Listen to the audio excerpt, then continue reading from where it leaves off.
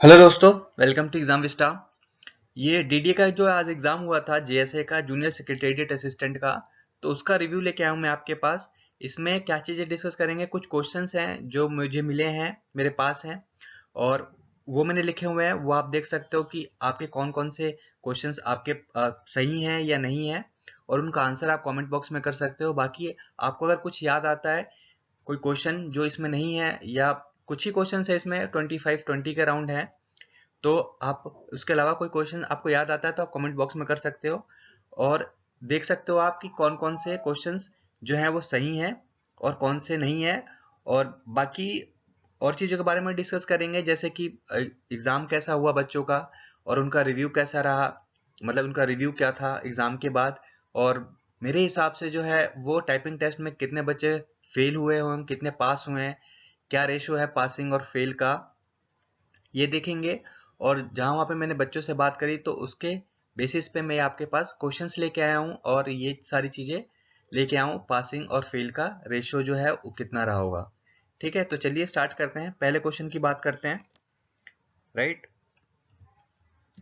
तो पहला क्वेश्चन है, ये क्वेश्चन था कि हेल्प का शॉर्टकट की पूछा गया था कि अगर आपको हेल्प चाहिए कोई पीपीटी में या किसी कोई फाइल में, तो आप कौन सा शॉर्टकट की यूज़ करोगे। उसमें F1 था, F2 था, F3 था, ऐसे कुछ ऑप्शंस थे। तो आप ये बता सकते हो। रिबन की लोकेशन पूछी थी, तो रिबन की लोकेशन कहाँ पे होती है, जैसे उसमें ऑप्शंस थे, मेन्यू बार के नीचे होती है, टाइटल बार के नीचे होती है, इस तरीके के ऑप्शंस थे। तो आप देख सकते हो आपने कौन सा आंसर इसका टिक किया था। ई रोम की फुल फॉर्म पूछी थी कि इसकी फुल फॉर्म क्या होती है। ठीक है, ये क्वेश्चन था एक। फाइल एक्सटेंशन पूछा था कि अगर कोई पावर पॉइंट में फाइल सेव होती है तो उसका एक्सटेंशन जो है वो किससे होता है, जैसे एक डॉट पीपीटी होता है शायद, ऐसा कुछ होता है, पीपीटी डॉट पीपीटी था। इसी टॉपिक पे दो क्वेश्चन थे कि 2003 में जो था वो क्या था फाइल एक्सटेंशन, और 2016 में था जो है वो क्या था। ठीक है, तो इसी टॉपिक पे दो क्वेश्चन पूछे गए थे। डिफॉल्ट नेम पूछा गया था कि पावर पॉइंट और वर्ड का जो डिफॉल्ट नेम होता है डॉक्यूमेंट का, डॉक्यूमेंट का डिफॉल्ट नेम जो है वो क्या होता है। प्रेजेंटेशन 1, P1, प्रेजेंटेशन फाइल 1, ऐसा कुछ था। तो ये क्वेश्चन था, वर्ड में ही पूछा गया था। मार्जिन सेट करने के लिए कौन सा ऑप्शन है आप यूज करते हो, वो क्वेश्चन था, मतलब कि मेन्यू बार में कौन सा ऑप्शन होता है। तो उसमें व्यू था शायद, व्यू था, होम था, और पेज लेआउट था, ऐसे कुछ ऑप्शंस थे। पैराग्राफ सेक्शन जो है कौन से मेन्यू बार में पाया जाता है, होम में, इंसर्ट में, डिजाइन में, ऐसे ऑप्शंस थे। फाइल नेम जो है वो रिटर्न जो होता है, फाइल का जो नाम लिखा होता है वो कौन से बार में होता है। ठीक है, टाइटल बार में होता है, स्टेटस बार में होता है, या ऐसा कुछ ऑप्शंस थे। बाकी आप देख सकते हो, आपको जो आंसर्स आपने टिक करा है वो आप कमेंट बॉक्स में कर सकते हो। सबस्क्रिप्ट का सबस्क्रिप्ट का शॉर्टकट की पूछा था कि सबस्क्रिप्ट अगर आपको करना है तो आप कौन सा शॉर्टकट की यूज करोगे। ठीक है, एड्रेस पूछा था कि एक्सेल में जो एड्रेस है, फर्स्ट एड्रेस जो है, फर्स्ट सेल का एड्रेस जो है वो क्या होता है, ये पूछा था। वर्कबुक जो है, ये शायद मैंने रिपीट कर दिया है, डिफॉल्ट वर्कबुक एमएक्स एक्सेल की भी पूछी थी, और वर्ड की भी पूछी थी, जहां तक मुझे याद आ रहा है ऐसा ही था। तो एक क्वेश्चन इसमें भी था, ठीक, राइट।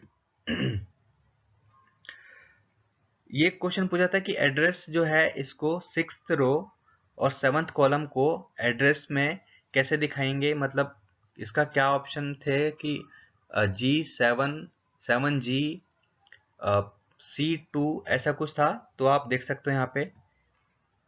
कंटेंट पूछा था कि कंटेंट जो है आप किसी सेल में लिखते हो तो आप कौन से बार में देखते हो, फॉर्मूला बार में देखते हो, नेम बॉक्स में देखते हो, और स्टेटस बार में देखते हो। तो ये ऑप्शंस थे। क्वाटी कीपैड में जो डुप्लीकेट की होती हैं वो कौन सी होती हैं, तो ये क्वेश्चन था एक। तो इसमें ऑप्शंस थे शायद, एक स्पेस था, और एक होम था, एक कैप्स लॉक था, और शिफ्ट था। तो इसका आंसर शिफ्ट था।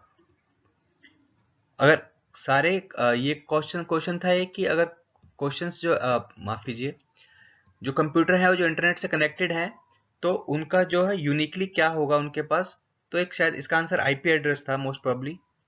शॉर्टकट की पूछी गई थी अगर पावर पॉइंट में आपको एक न्यू फाइल ओपन करनी है तो।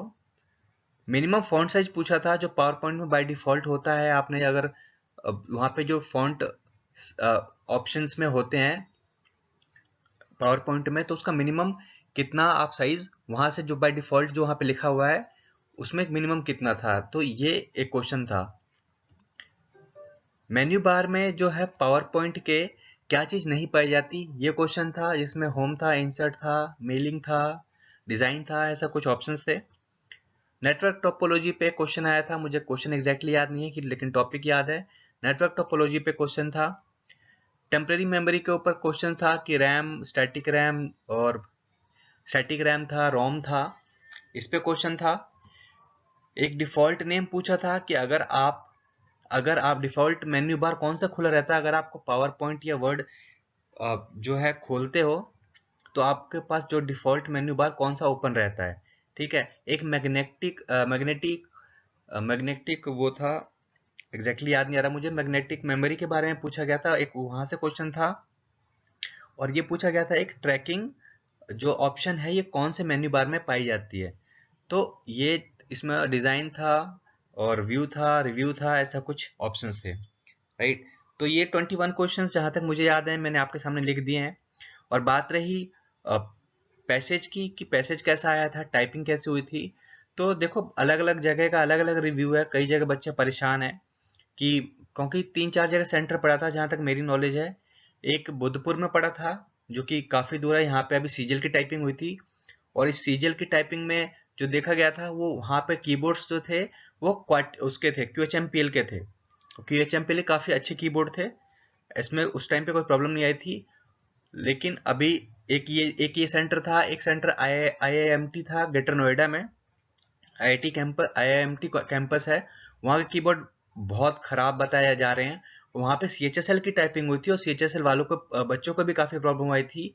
वहाँ पे बैक स्पेस काम नहीं कर रहा था, काफ़ी टाइम से वो यूज़ नहीं हुए थे, तो वो बच्चे बहुत ज़्यादा कंप्लेन कर रहे हैं। वो शायद ट्विटर पे भी अपना कंप्लेन डालेंगे और मेल करना स्टार्ट कर दिया है।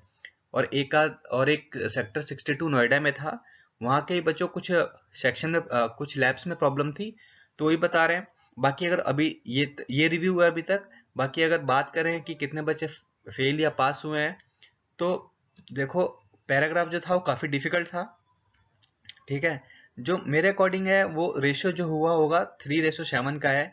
कहने का मतलब 10 टाइम्स लिए हैं, तो उसमें अब हर सीट पे जो है 3 बच्चे अवेलेबल होंगे। राइट, तो ये सारी चीज़ें थी जो मेरे हिसाब से थी। बाकी आप अपना क्या व्यू है इसके बारे में, अगर आपको कोई प्रॉब्लम हुई है आपके सेंटर पे या कुछ भी है तो आप कमेंट बॉक्स में कर सकते हो, मेंशन कर सकते हो सारी चीज़ें। बाकी मेरे से जितनी आपकी हेल्प होगी मैं आपकी कर दूंगा। तो ये सारा रिव्यू था। अगर आप पहली बार है इस चैनल पे तो सब्सक्राइब कीजिए, फिर लाइक कीजिए और जो बेल बटन है उसे प्लीज़ प्रेस कर दिए ताकि मैं कोई वीडियो डालूं तो आपके पास नोटिफिकेशन चला जाए। बाकी ऐसे अपडेट के लिए आप इस चैनल को सब्सक्राइब जरूर कर लें। राइट, तो this is all about this video. Thank you for watching exam vista. मिलते हैं फिर नेक्स्ट वीडियो में। Bye bye, take care.